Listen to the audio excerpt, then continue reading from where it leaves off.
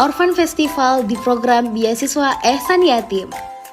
Berjalannya program beasiswa sejak tahun 2017 juga beriringan dengan program-program lainnya loh. Dalam memperingati Hari Anak Nasional, GER Indonesia melaksanakan kegiatan Orphan Festival. Keseruan pelaksanaannya diisi dengan lomba-lomba menarik. Ada lomba storytelling dan ranking 1 untuk anak-anak penerima beasiswa. Dan tidak kalah serunya juga dirasakan oleh ibu-ibu orang tua anak penerima beasiswa untuk mengikuti kegiatan lomba memasak. Untuk meningkatkan semangat anak-anak, GER Indonesia memfasilitasi mereka kegiatan bermain dan bersilaturahmi bersama untuk mengembangkan kreativitas dan dunia anak-anak. Sehingga mereka juga dapat merasakan apa yang dirasakan oleh anak-anak lainnya pada umumnya.